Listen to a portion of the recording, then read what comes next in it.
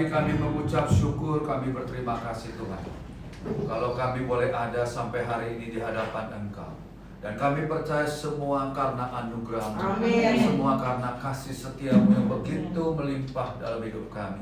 Bapa, terima kasih kami boleh menaikkan pujian penyembahan kami di hadapan Engkau pada sore hari ini.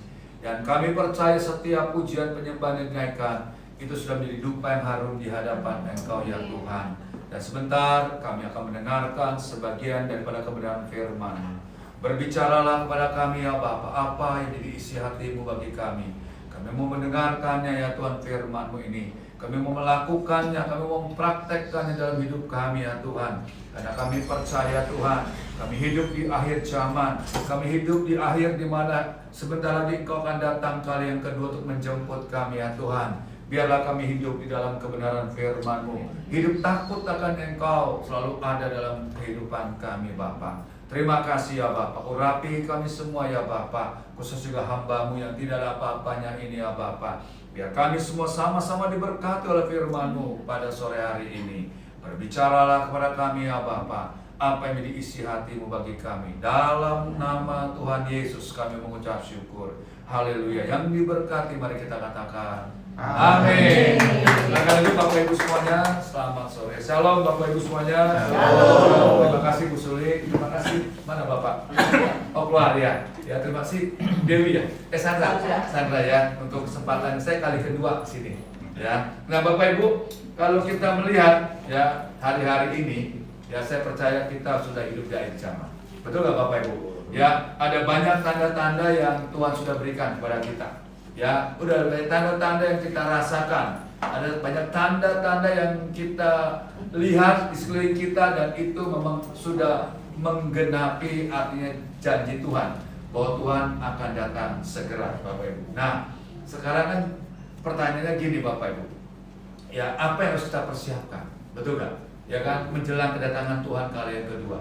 Ya kan? Yuk, kita buka firman-Nya dulu. Matius 24 ayat 3 sampai ke 14. Matius 4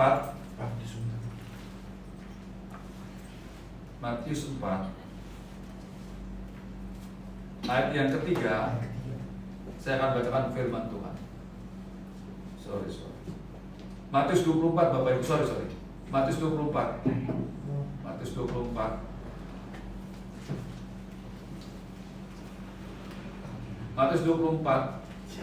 ayat yang ketiga sampai ke 14 saya bacakan. Permulaan penderitaan.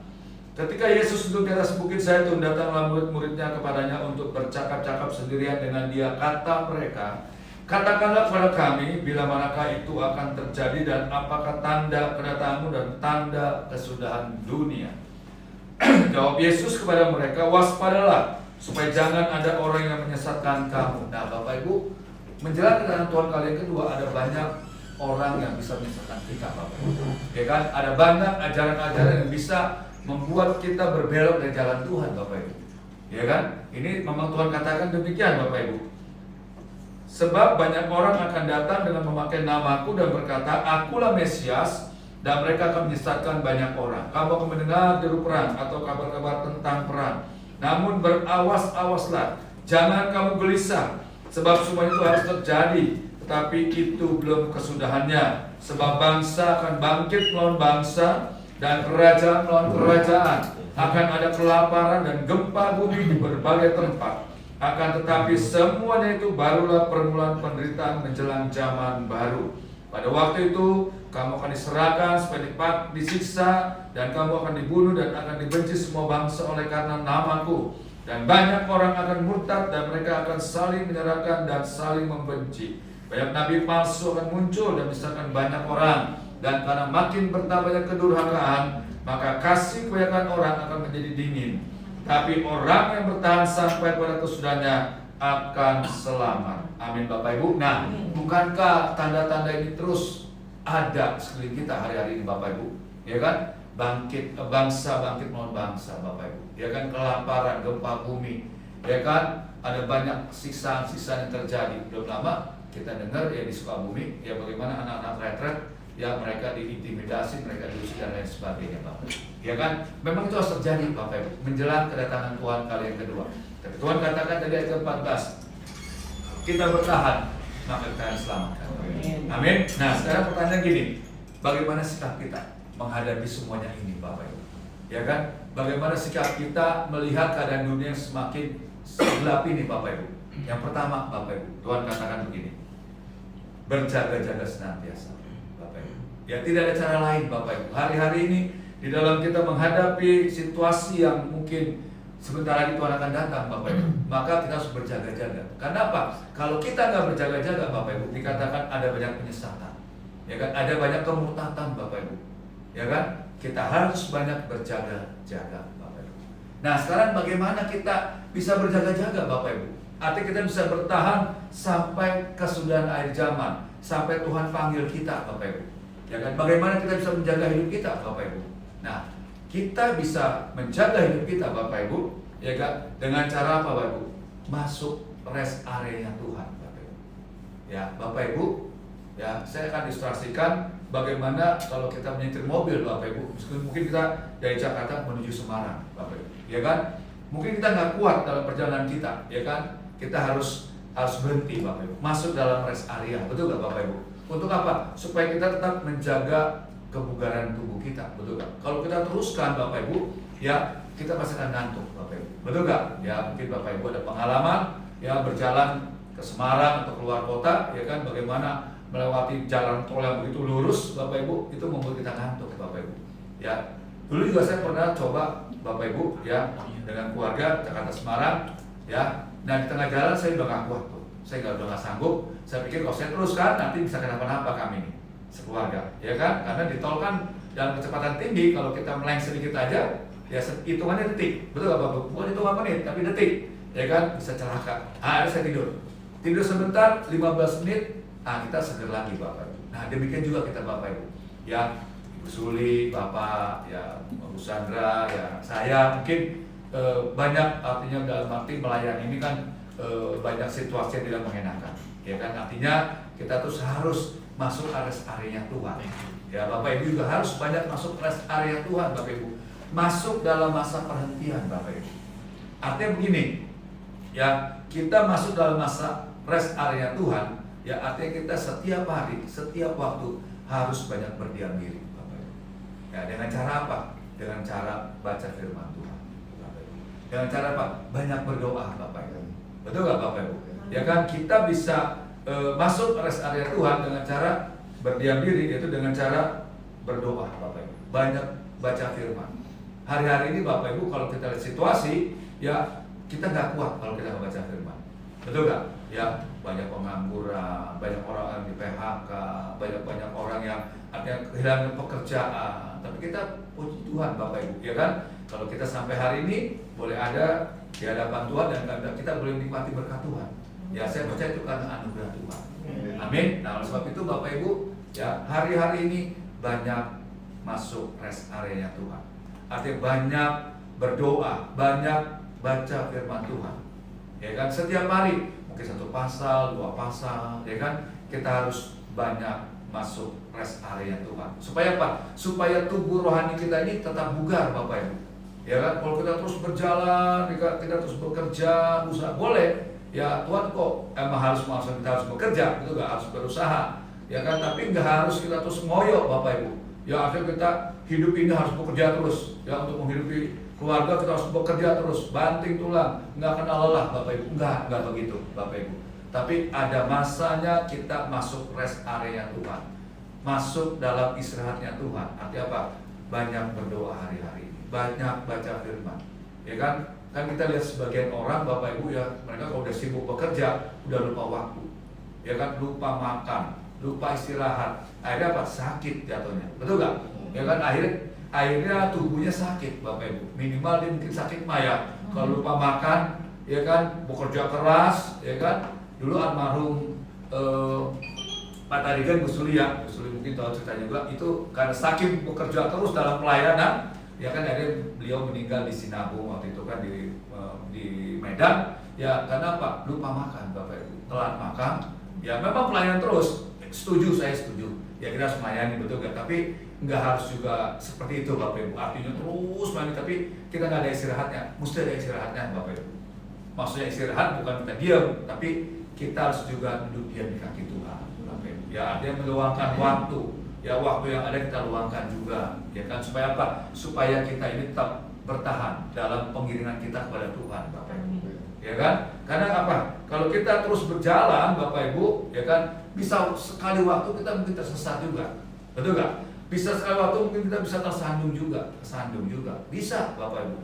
Tapi kalau kita banyak masuk rest area Tuhan, artinya kita banyak dengar dengan Tuhan, baca firman, doa, Tuhan pasti berikan kekuatan. Amin. Ya kan, di akhir Tuhan banyak janji Tuhan. Ya kan? Banyak janji yang pasti akan digenapi oleh Tuhan Bapak Ibu. Ya kan? Kedua, bagaimana kita bisa berjaga-jaga Bapak Ibu? Ya kan? Mazmur 90. Yuk, Mazmur 90 kita baca Bapak Ibu. Mazmur 90. Mazmur 90. Ayat yang ke-10 Bapak Ibu. Saya akan bacakan firman Tuhan. Masa hidup kami 70 tahun, dan jika kami kuat 80 tahun, dan kebanggaannya adalah kesukaran dan penderitaan, sebab berlalunya buru-buru dan kami melayang lenyap. Siapakah yang mengenal kekuatan murka-Mu dan takut kepada kemas-Mu? Ajarlah kami menghitung hari-hari kami sedemikian, hingga kami beroleh hati yang bijaksana. Kita bisa berjaga-jaga hari-hari ini Bapak Ibu, kalau kita hidup bijaksana. Ya kan, kalau kita hidup bijaksana, Tuhan katakan umur kita 70 sampai 80 tahun. Ya, sebagian di sini mungkin sudah umur tinggal setengah lagi Bapak Ibu. Secara umur, betul gak Bapak Ibu? Ya kan, 70 80. Sesudah itu ya sakit penyakit Bapak Ibu. Nah, itu Tuhan katakan, yuk bijaksana. Karena apa? Hidup kita ini berlalu cepat Bapak Ibu. Ya kan, enggak selalu yang tua duluan Bapak Ibu, enggak. Dipanggil enggak. Kadang-kadang yang muda juga bisa dipanggil duluan Bapak Ibu. Nah itu Tuhan katakan, yuk kita berjaga-jaga Bapak Ibu. Kemarin Bapak Ibu, waktu liburan Bu, saya diajak sama anak saya ke Shanghai Bu. Ya kan, bisa lihat, aduh, ini luar biasa kota Shanghai ya. Maksudnya penuh padat sekali. Ya kan, nah saya bilang ini hidup di akhir zaman. Memang orang makan, minum, kawin, mengaminkan dan lain sebagainya. Ya kan, artinya memang manusia akhir zaman seperti itu. Ya, tapi kita anak-anak Tuhan, ya artinya harus bijaksana Bapak Ibu. Bukannya nggak boleh Bapak Ibu, tapi perlu apa enggak kita untuk maksudnya melakukan hal-hal yang mungkin dilarang Tuhan Bapak Ibu. Ya, kan seringkali ada perdebatan, banyak perdebatan. Boleh gak sih kita nonton bioskop? Bijaksana gak kita nonton di bioskop? Ya kan? Sebetulnya bukan boleh atau nggak boleh, perlu apa enggak? Bermanfaat apa enggak? Kita artinya ikut atau artinya kita menonton kalau gitu. Ya kadang-kadang juga saya terus Bu ikut nonton juga sih, ya kan, anak ikut ngajak saya nonton ya, saya ikut nonton. Tapi saya pikir-pikir, ya nggak perlu juga, artinya nggak harus selalu sering. Ya hidup mesti bijaksana, ya kan, artinya kita harus hitung waktu kita, kesempatan kita hidup, ya kita harus hitung, ya artinya kita harus tetap berjaga-jaga hari-hari ini, ya kan, karena apa? Karena waktunya tidak lama lagi, ya berlalunya buru-buru seperti debu Bapak Ibu. Ya kan? Kita nggak tahu kapan kita dipanggil Tuhan. Ya, saya sering katakan sama keluarga kita, yuk hidup yang benar hari-hari ini. Ya, hidup takut akan Tuhan. Karena kita nggak tahu. Ya, mungkin kita saat ini mengucapkan kata-kata yang tidak baik. Mungkin saat ini kita melakukan hal yang tidak baik. Ya, kita nggak tahu besok kita dipanggil Tuhan, kita nggak tahu. Kita belum ada pertobatan di hadapan Tuhan. Betul nggak Bapak Ibu? Jadi hari-hari ini hidup bijaksana Bapak Ibu. Ya kan? Artinya apakah kita perlu melakukan hal itu atau tidak? Ya kan? Kita harus bijaksana. Bukan boleh atau tidak, tapi perlu atau tidak kita melakukan hal itu. Ya kan? Kalau itu memang mengganggu hidup rohani kita, ya jangan lakukan Bapak Ibu. Ya kan? Jangan lakukan. Ya karena kita harus hidup bijaksana Bapak Ibu. Ya, yang kedua Bapak Ibu, ya setelah kita menghadapi kedatangan Tuhan kali yang kedua sebentar lagi Bapak Ibu. Yang kedua, menjaga hati tetap benar Bapak Ibu. Bapak Ibu ini paling sulit Bapak Ibu. Ya bukannya saya, Ibu Suli, Bapak juga semua kita ya terbebas dari hati yang benar Bapak Ibu. Enggak Bapak Ibu, saya harus akuin dalam pelayanan juga kadang-kala hati ini bisa tawar, bisa pahit Bapak Ibu. Ya kan? Enggak jauh-jauh kok. Ya kita bisa kecewa dengan teman-teman pelayanan Bapak Ibu. Ya khususnya kita di pelayan Tuhan, ya seringkali kita diuji hati kita dengan teman-teman sepelayanan Bapak Ibu. Ya, mungkin dengan keluarga kita Bapak Ibu. Ya kan? Mungkin dengan orang-orang terdekat kita Bapak Ibu. Ya, seringkali kita diuji hati kita, ya kan, dengan orang-orang yang dekat dengan kita Bapak Ibu. Ya kan? Itu Tuhan katakan, kita baca firman ini. Amsal 4 Bapak Ibu. Saya percaya Bapak Ibu pasti sering dengar firman Tuhan ini. Amsal 4 ayat yang ke-23.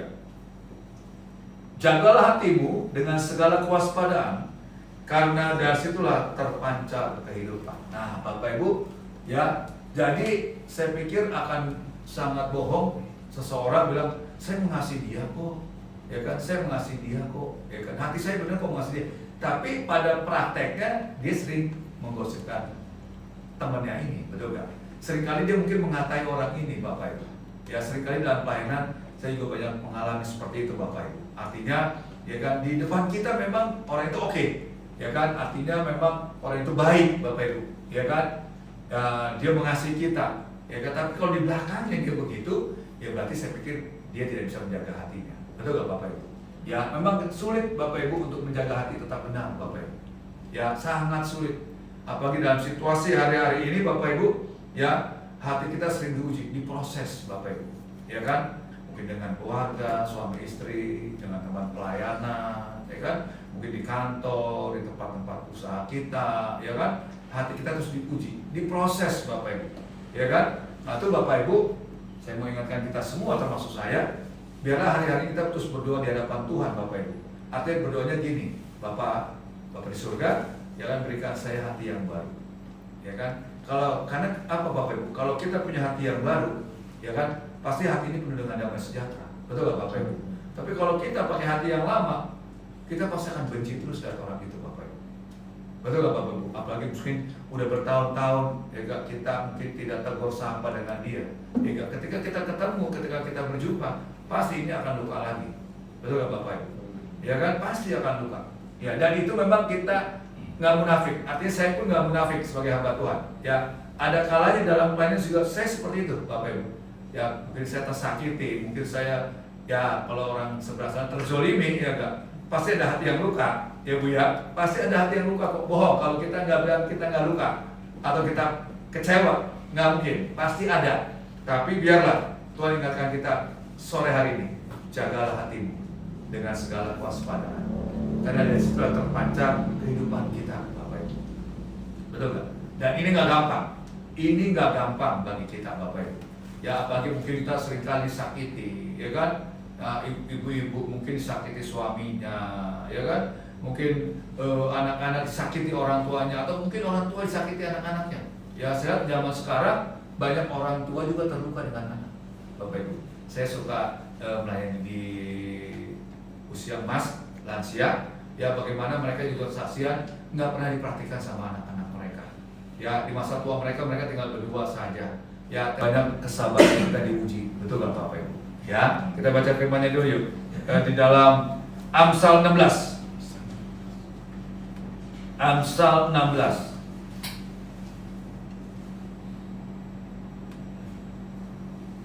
ayat yang ke-32.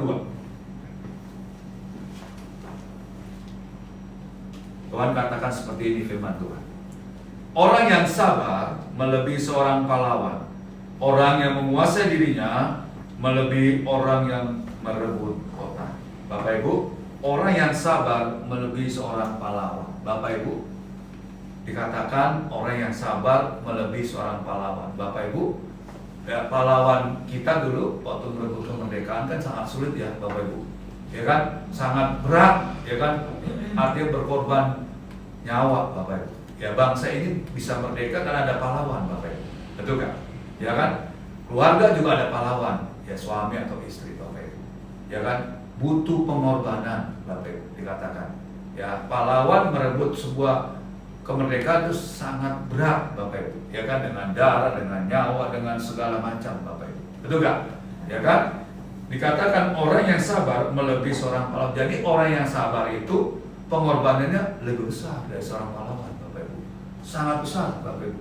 Ya untuk sabar dengan suami atau dengan istri itu besar sekali Bapak Ibu. Ya, untuk sabar menghadapi teman-teman sepelayanan atau jemaat Tuhan atau orang-orang sekitar kita, dikatakan melebihi seorang pahlawan. Ya, pahlawan aja untuk merebut suatu kemerdekaan sangat sulit Bapak Ibu. Ya kan, pengorbanannya besar, apalagi orang yang sabar Bapak Ibu. Nah, itu di akhir dikatakan ya, orang yang paling sabar, yang punya hati yang paling lembut cuma Musa satu, dikatakan oleh firman Tuhan. Ya kan? Itu pun juga Musa akhirnya kan jatuh dalam dosa, tanda kutip, artinya nggak bisa masuk tanah perjanjian. Karena apa?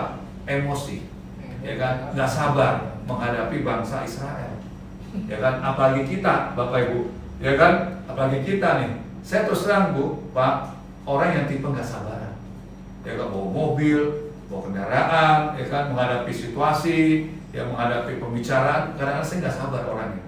Tapi istri saya ngertiin selesai Bu, ya kan? Sabar, ya kan, orang sabar melebihi seorang pahlawan.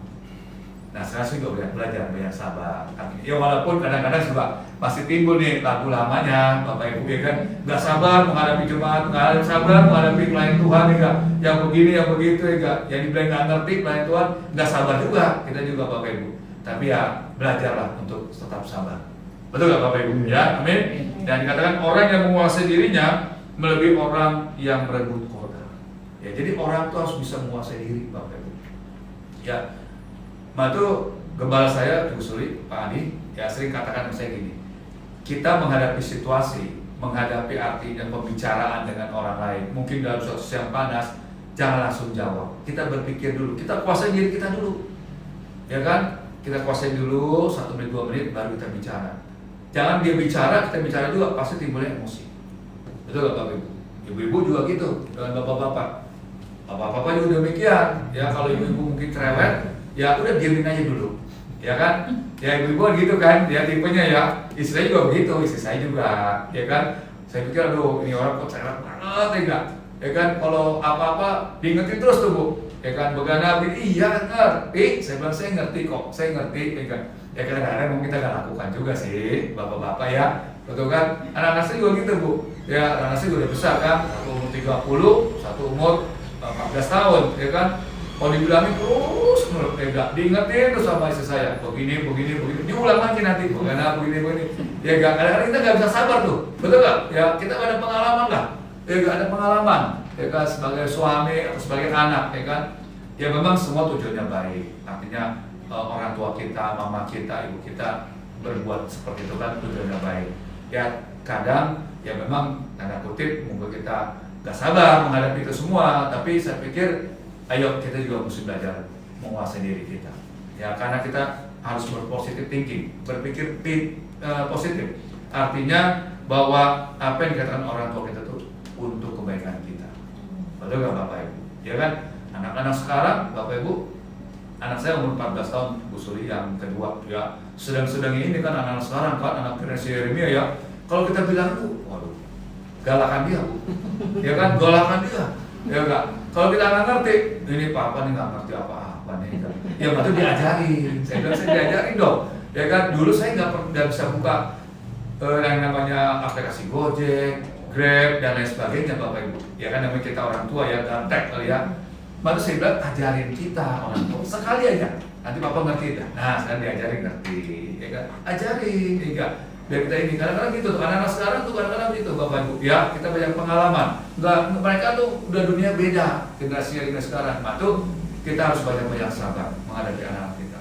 Terus terang istri saya bilang Bu, hari-hari ini, ya jangan digalakin anak-anak kita, ya jangan digalakin, ya karena ini masa pertumbuhan, masa yang artinya riskan ya anak-anak sekarang kan. Salah sedikit bergaul bisa kacau, betul gak? Salah sedikit bisa berabe ini anak kita. Ada cerita istri saya bilang gini, ada teman anak saya Bu, ya sekarang SMP, sama-sama SMP kelas 3, SMP kan kelas 2, kelas 3. Ya, tapi dia peka istri saya, artinya gini, ini temannya dia nih, teman anak saya yang kedua namanya Janet kan ya, anak saya namanya Janet. Dia bilang anaknya kayaknya gak beres nih temannya yang satu. Saya bilang kenapa gak beres, kamu bisa tahu, saya bilang gitu, ya kan, dari pembicaraannya, dari WA-nya Bapak Ibu, dari chat-chatnya Bapak Ibu. Ya enggak, tapi jangan ngomong loh, katanya jangan ngomong dengan anak kita. Saya curiga temannya dia ini lesbian, gitu, lesbian. Karena apa? Karena ya mungkin orang tua lebih peka ya, dari perkataannya, dari ceritanya dia ke anak saya, suka nangis, suka minta dipeluk dan lain sebagainya. Jadi mungkin kepekaan seorang ibu kali ya, tapi jangan ngomong-ngomong loh atau ke anak saya, ke anak kita bahwa temennya ini punya karakter seperti itu, gitu. Ya kan, nah hati-hati Bapak Ibu. Ya kita juga harus sabar, artinya mendidik anak-anak kita hari-hari ini. Ya harus banyak sabar Bapak Ibu. Ya kan, istri saya juga ingatin saya terus, ya ngadepin anak kita yang kedua, ya yang umurnya lagi sedang-sedangnya ini harus sabar. Ya harus banyak sabar. Kuasai diri kita, jangan emosi. Ya jangan marah. Saya bilang, udah saya udah nggak marah. Saya bilang, ya kan, ya kadang-kadang tapi tetap kita bentak juga sih, betul gak? Tapi udah jangan awas, hati-hati. Dengerin apa yang dia jadi curhatan dia, Bapak Ibu. Ya kan, dengerin. Ya kalau dia ngomong apa dengerin. Kalau dia cerita apa dengerin. Ya kadang-kadang kita kan bapak-bapak suka nggak mau denger ya kan anak-anak saya iya aja. Kalau isu saya di-opening tuh, Bu Suli. Hari-hari ini isu saya opening terus, artinya anak saya cerita, ayo didengerin gitu. Ya enggak, kalau saya lagi pergi berdua sama saya yang perempuan nih, dengerin dia cerita apa, dia mau pergi mana, dengerin, anterin, saya bilang gitu, kata dia gitu. Karena apa? Kita harus banyak, artinya menjaga anak kita, Bapak Ibu. Ya karena apa? Jangan sampai dia tersesat nanti, Bapak Ibu. Ya kan, anak-anak sekarang, Bapak Ibu, ya kalau kita nggak bimbing benar-benar, Bapak Ibu, dia bisa tersesat jauh, Bapak Ibu. Ya kan, apalagi hari-hari ini, ya kan yang namanya gereja, mereka mungkin kalau boleh nggak mau ke gereja, Bapak Ibu, karena mereka lebih percaya dengan IT, dengan teknologi, ya kan, mereka lebih percaya dengan hal yang fakta, ya kan, tapi mereka tidak percaya dengan hal alam roh, betul nggak? Kalau kita percaya, ya kan, ya kan, bukan hanya fakta, tapi di alam roh kita percaya bahwa Tuhan berkuasa. Tapi kalau mereka kan enggak, anak-anak kita kan mereka kan hanya melihat faktanya aja, ya kalau begini ya begini, gitu loh, ya kan. Oleh sebab itu Bapak Ibu, yuk kita juga harus jaga keluarga kita, Bapak Ibu. Ya, kita harus menjadi orang yang sabar hari-hari. Ya, bisa menguasai diri, Bapak Ibu. Ya, bukan hanya dengan keluarga, tapi dengan teman sepelayanan, ya kan? Dengan jemaah, ya banyak sabar. Ya, saya percaya, ya kalau Bu Suli bisa bertahan sampai hari jadi Ibu Gembala dengan Bapak, ya kan? Itu kan yang buah kesabaran. Betul nggak? Kalau nggak sabar, mungkin udah bubar kita, ya kan Bu ya? Ya kan, mesti sabar, kita mesti banyak sabar. Bu Sandra juga banyak sabar, Bu. Ya kan? Menghadapi ini baru jemaat segini. Nanti kalau udah puluhan ratusan, ya kan? Banyak, maksudnya kepalanya kan banyak ratusan orang, betul nggak? Ya kan, puluhan orang, ya kan? Berbeda-beda. Harus sabar, Bapak Ibu. Harus sabar. Ya, itu yang ketiga, Bapak Ibu. Yang keempat, Bapak Ibu. Ya, bagaimana kita bisa menyikapi menjelang kedatangan Tuhan kali yang kedua, Bapak Ibu. Yang keempat, Bapak Ibu, menjadi pribadi yang tetap fokus dengan Tuhan, Bapak Ibu. Bapak Ibu, Tuhan tadi katakan di Matius, ya kan, hari-hari banyak nabi-nabi palsu, banyak penyesat-penyesat, banyak ajaran-ajaran yang menyimpang, ya kan, banyak ajaran-ajaran yang tidak selaras dengan ajaran Tuhan. Kita harus tetap fokus dengan Tuhan, Bapak Ibu. Yuk Bapak Ibu, kita baca firman Tuhannya. 2 Timotius 2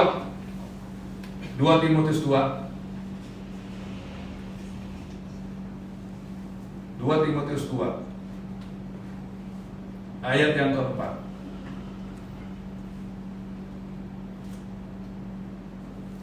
Ya, 2 Timotius 4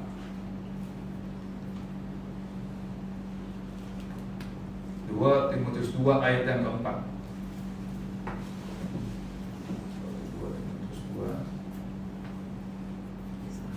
2 Timotius 2 ayat yang keempat. Ya, saya akan bacakan firman Tuhan. 2 Timotius 2 ayat yang keempat. Seorang prajurit yang sedang berjuang tidak memusingkan dirinya dengan soal-soal penghidupannya, supaya dengan demikian dia berkenan kepada komandannya. Amin, Bapak Ibu. Bapak Ibu, tetap fokus dengan komandan kita, yaitu Yesus Kristus. Betul gak? Bapak Ibu, ya, ciri dari seorang prajurit ketika ditugaskan oleh komandannya, nggak mungkin dia membantah. Betul gak? Ya kalau kita sering dengar ya di televisi atau dimanapun di berita, kalau kita ditugaskan nih, ya seorang prajurit, ya kan, komandan perang, mungkin 6 bulan, setahun, mereka nggak pernah membantah. Ya, saya pikir saya nggak pernah dengar yang namanya seorang prajurit, ya disuruh komandan yang berperang, tapi dia bilang, komandan, saya mungkin nggak bisa pergi, ya kan, istri saya sedang sakit, istri saya sedang hamil, ya kan. Komandan, saya mungkin nggak ikut pergi perang, ya kan? Karena mungkin saya lagi ada kesulitan di rumah. Nggak mungkin. Betul nggak Bapak Ibu? Saya pikir kita sepakat bahwa seorang prajurit nggak mungkin berkata seperti itu dengan komandan. Ya kan? Demikian juga kita Bapak Ibu. Ya, kalau kita mau berkenan sampai kesudahan akhir zaman di hadapan Tuhan, apapun yang Tuhan perintahkan, jangan kita mengatakan tidak kepada Tuhan Bapak Ibu. Tapi kalau Tuhan katakan kita ditugaskan apapun, ya kita katakan kita oke, kita taat Bapak Ibu. Ya kan? Kita harus seperti seorang prajurit Allah yang berkenan di hadapan Tuhan. Ya kan? Ya memang mungkin dalam hal ini capek Bapak Ibu, kayak Bu Suli, Bapak juga mungkin capek. Ya kan? Kami juga mungkin capek, usaha mungkin capek juga. Ya kan? Menghadapi situasi dalam pelayanan. Tapi Tuhan ajar kita tetap setia, tetap taat, tetap tunduk dengan apa yang komandan kita katakan. Artinya Tuhan Yesus katakan, Bapak Ibu. Yuk kita buka dulu sebentar di Yeremia, Bapak Ibu. Yeremia 6. Saya ingat Yeremia 6. Yeremia 6.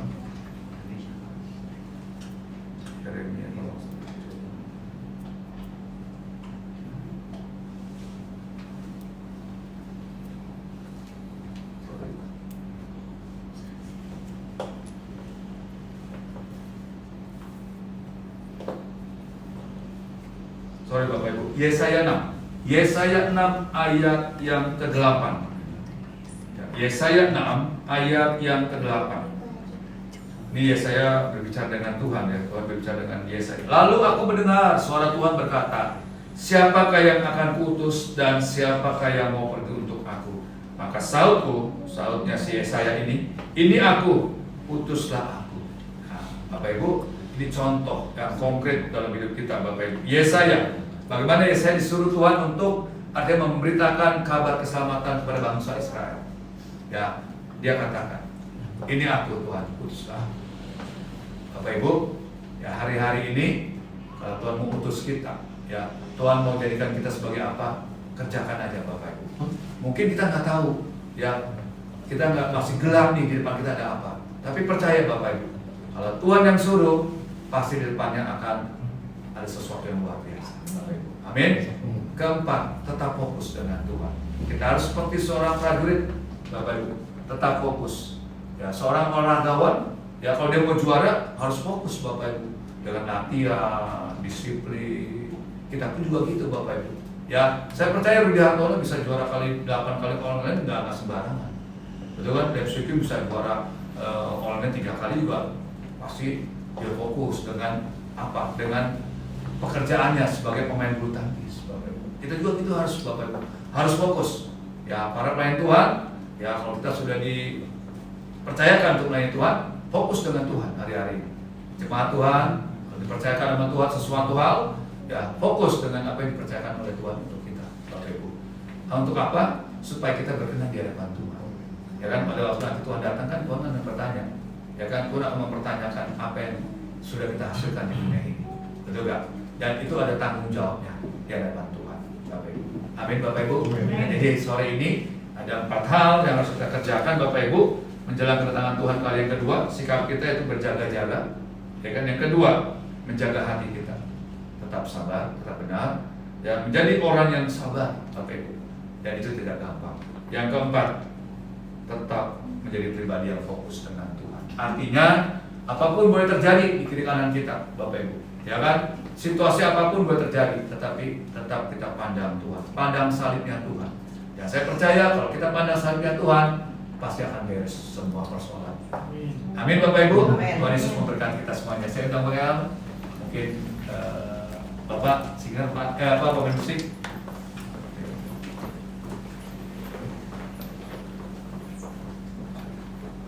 Hidupku menggenang